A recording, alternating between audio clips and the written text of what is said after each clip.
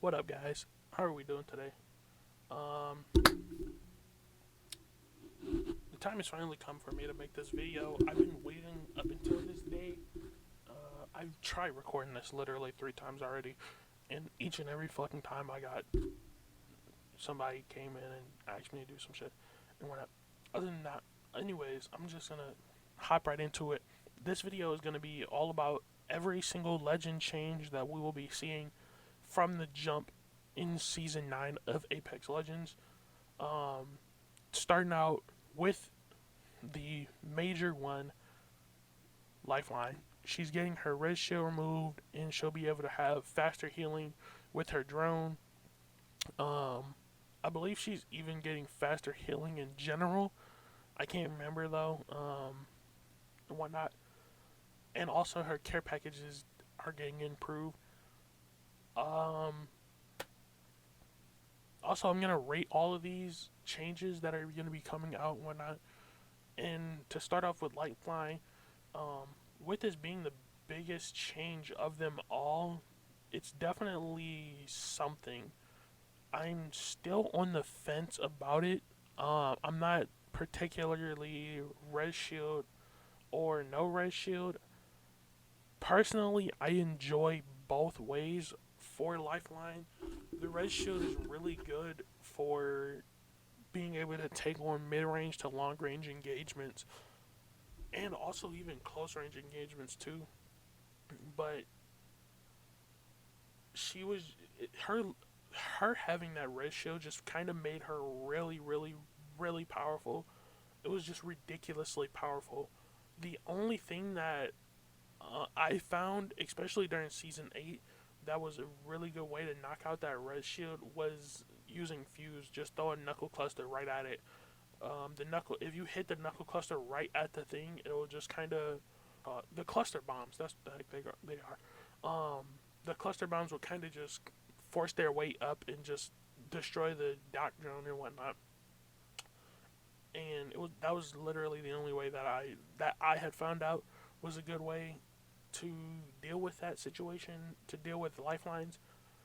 And because I play Fuse relatively often, it was something that I tended to encounter relatively often, and it was something I just kind of picked up on.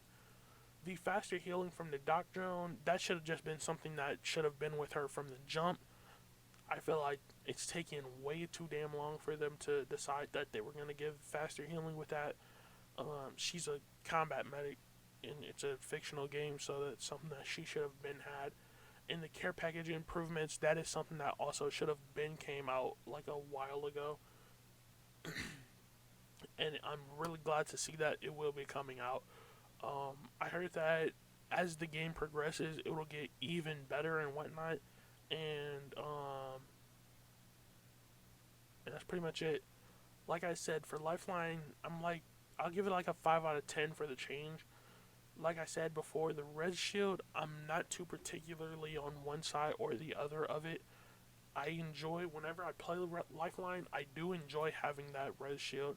It's something that I can use real quick, just get my teammates back up and in the fight. And even though they're not at 100% health, um, it still allows some bullets to be able to be tossed back and forth. Instead of having just two sets of people shooting or two people shooting, you can have your full team shooting, or even just have one person shooting while the other person is healing and whatnot. But at the same time, it was just kind of a nuisance to deal with her red shield, especially in mid-range engagements where you tend to find yourself in relatively often. A lot of your fights will be close to mid-range engagements, and those mid-range engagements, those can really turn the tide if that lifeline even has a gold backpack too slapped on with it. Um, if a lifeline had a gold backpack slapped on, plus using the red shield, it made fights last a lot longer than they needed to. And on King's Canyon and Olympus, both alike, having fights last for a long period of time is not something that you would want, especially because the map is so open on both of those maps, and third parties are just absolutely ridiculous. But like I said, um, about a 5 out of 10. I could care less for it. I also could care more for it, but it is what it is. Next on the list is Octane. Octane's change is going to be a really simple change. It makes no sense whatsoever, though, seeing as his whole goal is to be a speed demon. Um, if you don't know what his change is they're going to be taking his damage that he takes from his stem from, I believe it's 12 damage up to 20 damage. I don't see why. It's a dumb change. If anything, they should just change the way his jump pad works again, um, because that's what made his pick rate fly through the roof in rank. It was the ability to his abilities with that jump pad. Honestly, it's like a 1 out of 10 for me. It's a dumb change. It shouldn't. I don't even see why the change is happening. It really makes it'll really kill Octane mains, yes, but and it'll lower his pick rate more than likely. But chances are, if there are Octane mains who are still out there, they're more than likely still just gonna continue using Octane, whether or not he takes 12 damage or 20 damage, or hell, even if he took 25 damage. I doubt that there'd be a lot of people who would change up their playstyle with Octane. His pick rate will probably tank just a little bit, but not a whole lot. But yeah, that the change for him is kind of ridiculous. I could I could see other ways that they could have changed something or whatnot. Like I said, with his jump pad and maybe whatnot, give it maybe a longer cooldown time because that's where he really excelled at is using that jump pad, and you get I believe damn near like 100% accuracy when you're in the air after using the jump pad with Octane. If they would have changed some stuff like that, that would have been a okay change for him, but it's just kind of no go for me. Next on the list of changes coming, Loba. This is a fucking change that should have happened a long time ago. This is something that should have even came out with Loba. Um, it's her bracelet. The fact that for what like 3 seasons now she's been essentially stationary whenever she uses her bracelet. Her bracelet is really unresponsive and occasionally will just not activate and you just kind of go back to where you were. Um, it's something that should have been changed a while ago. Like I said before, um, now it'll be a lot more responsive. I don't know if they're extending the distance that it can be thrown. If they should do that because the distance that it's thrown, it's still abysmal. You could realistically run that distance in about the same amount of time that it takes for you to get to that bracelet or for the bracelet to hit that area. It should have a increased throw distance. From in my personal opinion, it should have an increased throw distance. But they are giving her a bit more of a responsive uh, bracelet, as well as the fact that you will have normal movement speed. You will no longer be slowed down when you throw it and when you land, which is something that really should have been with her from the jump. They're also changing the black market. They're adding a extra 30 seconds to her black market cooldown. Why? I don't know. Um, Loba isn't that good for you to have to change her black market like that. Um, Only reason I could see that being a viable choice is during late game. Any Loba mains know that during late game, Loba can actually turn the tide of a game in a matter of seconds by placing down that black market and having not only protection, you have 100%, you have 100 essentially 100 health that you can walk around, and also having the ability to just pick up a shield immediately um, off of that black market. That's the only thing I could see being a viable reason for that change. Other than that, it's a dumb change. I would give it like a 7 out of 10 if I had to rate it.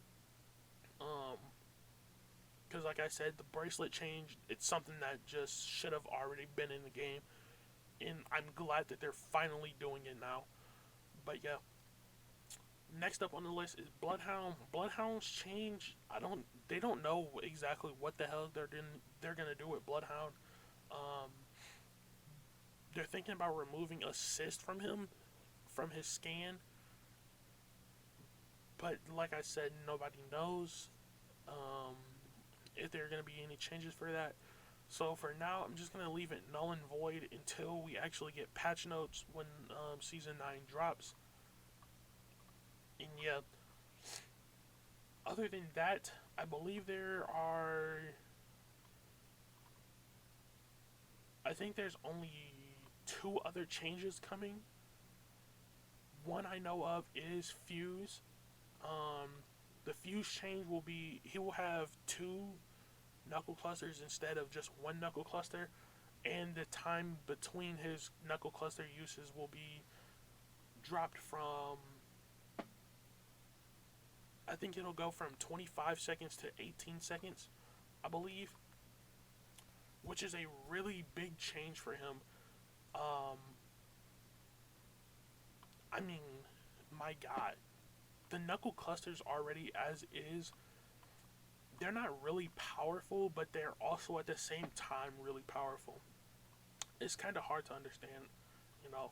Um, it's kind of hard to describe what I'm talking about, but it's like it's something that can really destroy somebody's shield, and then you can finish them off with your weapons. But at the same time, it's something that's relatively easy to avoid because it has such a long tick down. I would prefer that they change the tick down from, I think it's like 5 seconds or something like that. Um, if they took it from 5 seconds to 3 seconds, that would be a lot better personally. But I doubt that'll ever happen. But still, it is a good thing that he is getting a second knuckle cluster, because I heard that there are going to be a lot more buildings on the new Olympus map, as well as the fact that we're getting World's Edge back. Obviously, as you know, there are a ton of buildings, and that knuckle cluster will be a good way to flush people out of buildings and whatnot, and flush people out of rooms, and rack up some more kills. Like I said, I am a Fuse main. I use Fuse relatively often. I enjoy playing Fuse as well, and this is just a biased opinion personally, but I do enjoy the change. I am going to enjoy the change probably. Having a shorter cooldown on those knuckle clusters will be absolutely amazing, and I give this a 10 out of 10. Next change is coming with the passive perk. What is it called? I can't remember what the passive perk is called, but it's the one that Wraith has, and Lifeline, and I believe Bangalore also has it. Low profile, that's what it is. They're completely removing low profile. Other than that, we're gonna hop on into Valkyrie, and man, oh man, I have to say Valkyrie could be one of the characters she could be overpowered. She more than likely will be for the first maybe month and a half or so of Apex, just due to that missile swarm. And I'm gonna talk about her passive and whatnot. And she actually has 3 passives, or as a lot of people are calling them, 3 passives. She has VTOL Jets, which is her main passive. Then her secondary passive will be Recon, the same thing that Bloodhound, Pathfinder, and Crypto have, so she'll be able to use survey beacons. And then her third passive is it activates during Skyward Dive, where she gets essentially like a Bloodhound scan in her direct vision and whatnot. And yeah, so those are her passives. But in terms of the actual abilities, her first passive, or her legit passive, I should say, is the VTOL Jet. Obviously, as we know, she'll be able to use her little backpack, her little jetpack or whatnot that's on her back, to hover in the air. It'll probably make games a little bit weird, especially come end game, where if you have a team with Valkyrie and maybe a Horizon, I feel like it could change up the flow of the game depending on whether or not her ability can stack up to more height with that Horizon ability. If you use the Horizon gravity lift and then use her veto like mid-air and get even higher, it'll really change the flow of games, especially late game. And she could be really deadly to just drop down a missile swarm right on top of your head and whatnot. Late game too, the missile swarm will probably be really good for closing off that big door that's on Olympus. That's near the what's it called? The Hammond Labs. That massive doorway should be really good for closing that off too. I could see her missile swarm being paired with something like caustic gas canisters, maybe a Gibby alt, um, probably the knuckle cluster for fuse. The missile swarm will definitely be something that can be paired up with a lot of different abilities in the game and whatnot. But her skyward dive is probably the most lackluster of the three abilities. I understand that it's supposed to be something that'll allow you to essentially use a jump tower anywhere you want. And it'll be really good for the situations where you're halfway across the map and whatnot, and you just need to get into the zone ASAP. It'll be really good for repositioning you and your whole entire team. But I just assume that you'll be able to still take shots during the time that you're getting it set up and whatnot. And if you are sitting somewhere where you will be vulnerable, it'll definitely end up getting you killed more than likely. And because you're obviously dropping back down like you're using a jump tower, you'll be able to see the trail wherever you go. And any teams that are in that vicinity, they more than likely will be on top of you ASAP. Otherwise, other than that, the rest of her abilities are pretty dope. Um, I'm really hoping she's not an underpowered legend, because over the past few seasons, I've seen that people have been saying that the past legends have been underpowered, such as Loba, Rampart, Crypto, Watson, even, and whatnot. And she may join that pack of players or that pack of legends, but only time will tell. She still has. I'm pretty sure she'll have the ability to change the flow of game, and she'll definitely be picked up by a lot of people early on, and probably perfected come the middle of the season by a lesser population of the massive people who will be using her and whatnot.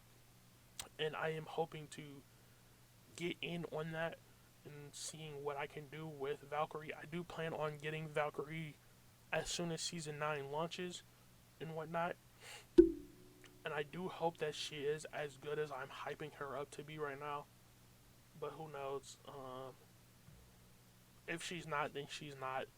It is what it is. I'm going to give her about a 6 or a 7 out of 10 right now. Once the season comes out, I'll probably end up re-ranking her and re-rating her. But right now, like I said, a 6 out of 10, maybe a 7 out of 10 for her passive and her tactical. Her ultimate is just kind of lackluster for me. But other than that, that's going to do it for this video, guys. I have another video that I'm going to be talking about weapon changes that'll be coming. There have been a few weapon changes that are already set up.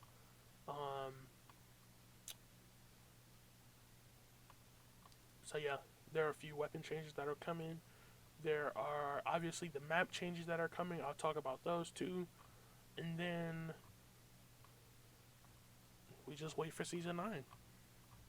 So yeah, if there's anything else you guys need to know, if there's any other videos you guys want me to make, just let me know. But until next time, peace out. Much love. I'll talk to you later. Bye.